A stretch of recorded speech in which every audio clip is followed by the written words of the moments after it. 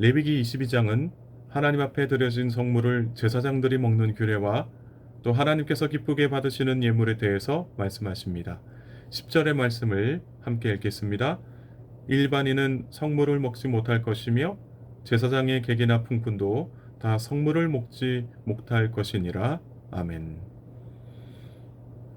여기 이 10절의 말씀을 보면 등장하는 그 표현 중에 하나가 일반인이라는 단어가 나옵니다. 이 일반인이라는 이 단어는 성경에 딱 3번 등장하게 되는데 그것도 레위기에서만 나오는 표현입니다. 또 레위기에서도 22장에서 3번 등장하는데 이 방금 읽은 10절의 말씀과 12절 그리고 13절의 말씀에 나옵니다. 여기서 말하는 일반인은 가족이나 또 같은 지파 사람이 아닌 다른 지파 사람들 또 외국인을 일컫는 말입니다. 이 일반인들은 성물을 먹을 수가 없었습니다. 이 성물이라고 이야기하는 것은 히브리어로 코데시라고 하는데 즉 이 성물은 하나님께 드려진 희생 제물을 말합니다. 하나님께서 취하신 이 성물은 일반인이 먹지 못했고 오직 제사장들만 먹었어야 됩니다.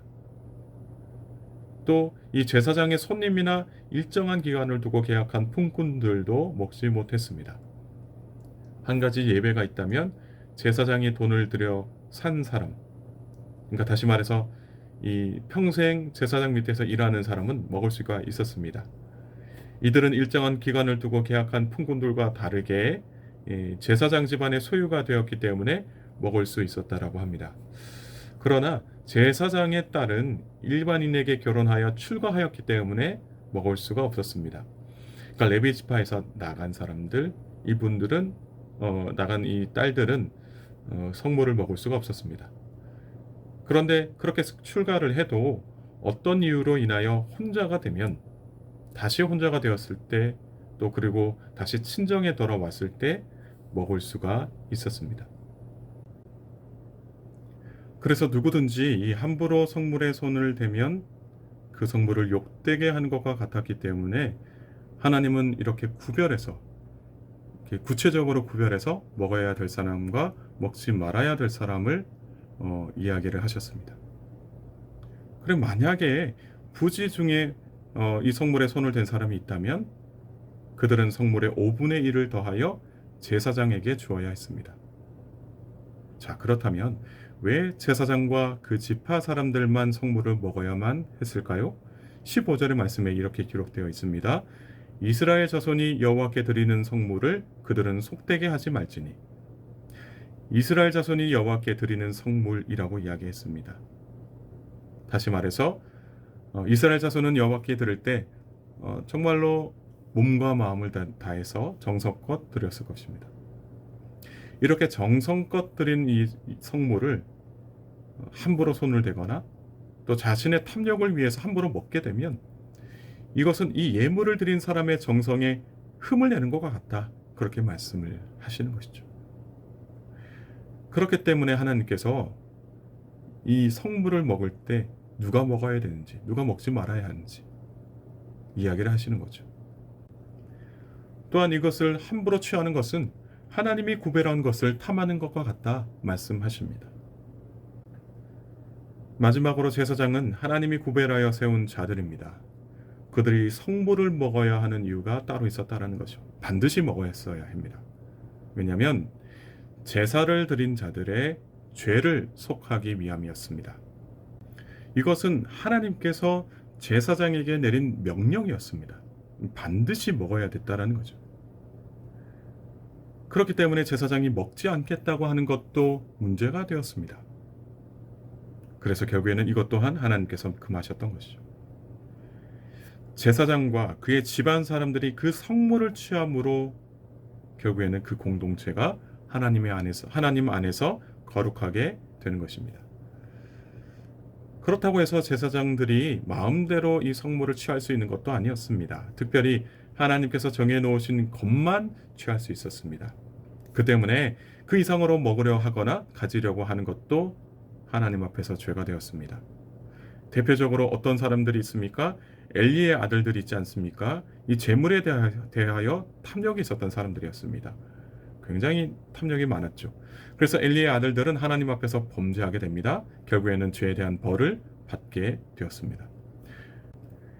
왜 하나님께서는 이 먹는 문제에 대해서 말씀하시는 걸까요? 그것은 하나님께 드려진 이 예물을 이 사람들이 탐하기 때문에, 그 사람의 탐심이 문제가 되기 때문에 하나님이 말씀하시는 겁니다. 그래서 제사장은 성물을 함부로 할 수 없었습니다. 그리고 일반인도 함부로 그 성물을 손을 대거나 먹지 못했습니다. 성물을 함부로 다루는 것은 하나님 앞에서 죄를 저지르는 것이기 때문에 이 일로 말미암아 하나님은 반드시 벌을 내리겠다 말씀하시는 것이죠.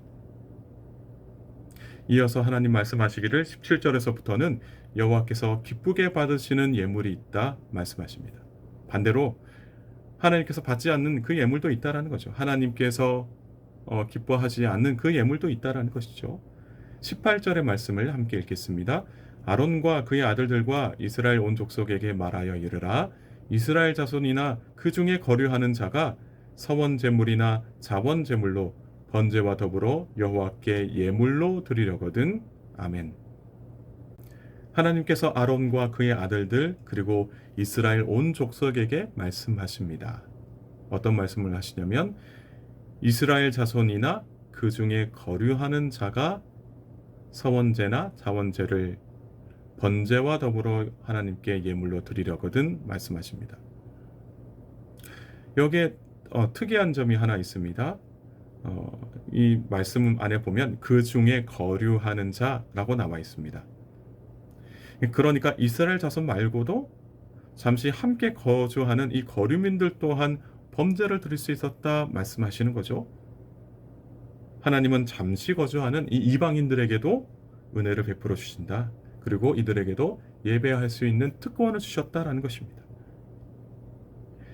그래서 이스라엘 자손이나 이방인 모두 자원제나 서원제를 드릴 수 있었고, 또 그렇게 드릴 때에는 이들 모두가 다 하나님께서 기뻐하시는 예물을 드려야 한다 말씀하십니다.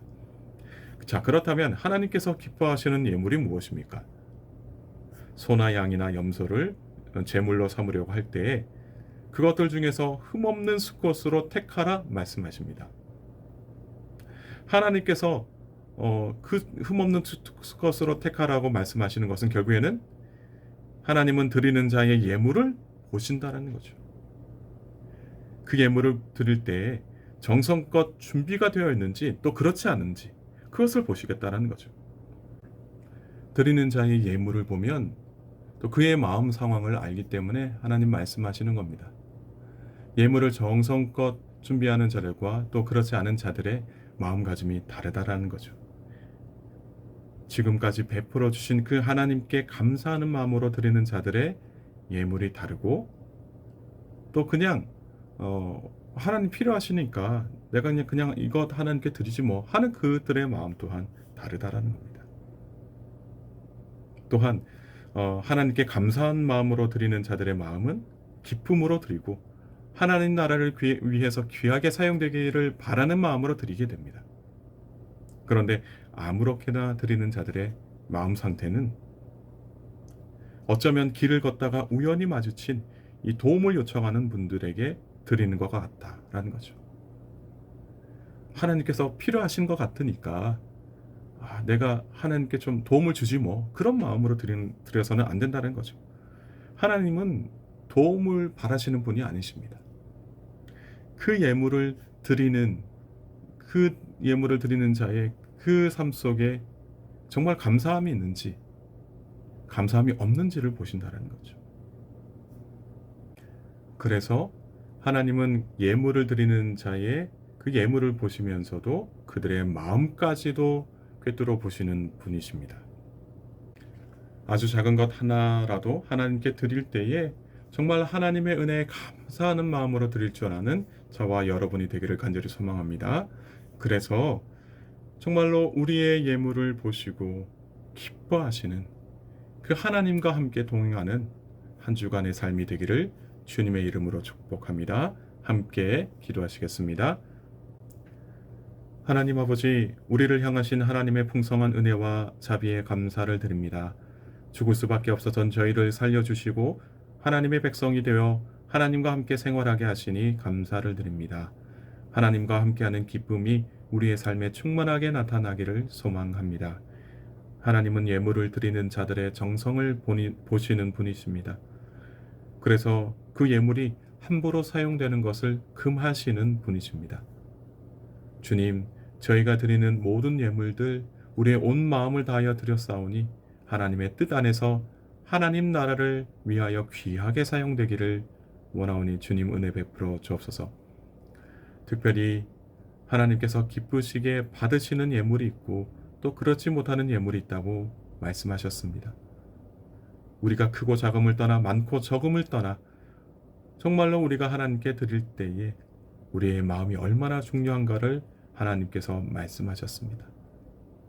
사랑하는 교우들의 삶을 주님 지켜주시고 늘 풍성한 은혜를 베풀어 주셔서 저들 하나님께 드릴 때에 기쁘게 드릴 수 있도록 역사하여 주시고 특별히 많고 적음을 떠나서 온전히 하나님께 감사하는 마음으로 드릴 수 있도록 은혜 베풀어 주옵소서.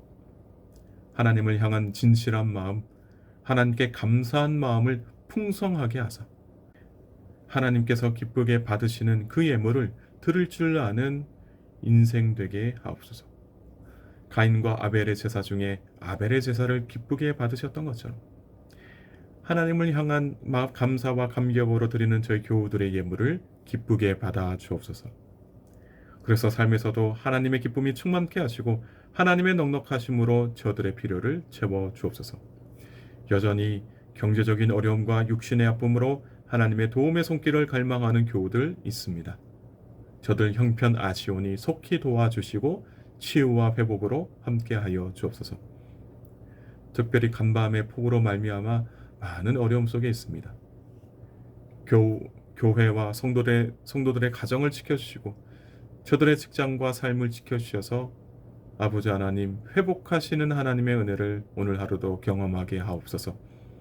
특별히 오늘도 주님과 함께 동행하기를 원하오니 어디를 가든지 승리하게 하시고 형통케 하옵소서. 감사드리며 예수님의 이름으로 기도드리옵나이다. 아멘.